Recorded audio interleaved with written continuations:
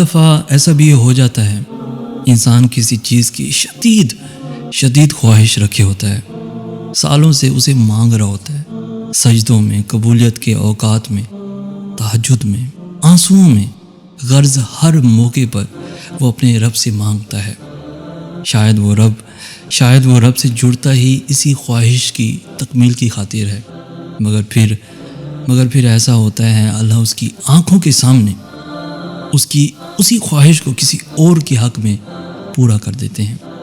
تب یہ انسان ٹوٹ کے گرتا ہے اس رب کے آگے، کرچی وجود لیے شکوے کرتا ہے رب سے کہ کیوں کیا تو نے ایسا، ناراض ہوتا ہے اپنے خالق سے کہ میں نے تو صرف اتنا مانگا تھا تجھ سے، تو نے کسی اور کو دے دیا۔ مگر پھر کہیں بہت اندر سے اس کی سسکتی روح سے اسے آواز آتی ہے، جس کے پیچھے تو بھاگ رہا تھا وہ تو تھا ہی سیراب۔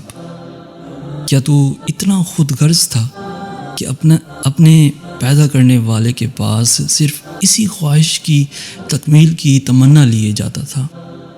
تیرے سجدے جس کے لیے ہونے چاہیے تھے، اس میں بھی اپنی خواہش کو بت بنائے پوج رہا تھا۔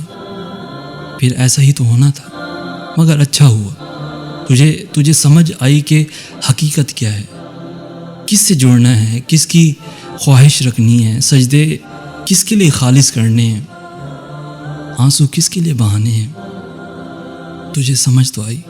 اگر وہ رب تیری اسی خواہش کو پورا کر دیتا تو جو سجدوں میں طرب کے مانگتا تھا نا، وہ سجدے بھی چھوٹ جاتے، تو اللہ کو بھول جاتا۔ تیرا رب ایسا نہیں چاہتا تھا کہ تو اسے بھولے، اس لیے اس نے تیرا دل توڑا تاکہ تم مزید اس رب سے جڑ جائے اور وہ اس دل کو اپنی محبت کی طرف سے بھر دے۔ ہاں، بعض اوقات ایسا بھی ہوتا ہے، کچھ خواہشات کا پورا نہ ہونا ہی ہمارے حق میں بہتر ہوتا ہے۔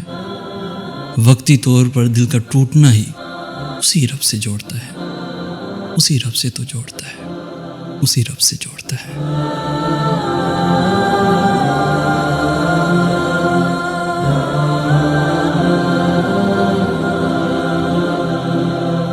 ویڈیو اگر دل کو چھو گئی ہو تو اس ویڈیو کو لائک کرتے ہوئے اپنے دوستوں کے ساتھ بھی ضرور شیئر کیجیے، اور ہمارا دل رکھتے ہوئے ہمارے چینل کو بھی ضرور سبسکرائب کر دیجیے تاکہ ایسی ہی ویڈیوز روزانہ آپ کو حاصل ہوتی رہیں۔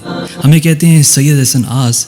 ہم ملیں گے نیکسٹ ویڈیو میں، تب تک کے لیے اللہ حافظ۔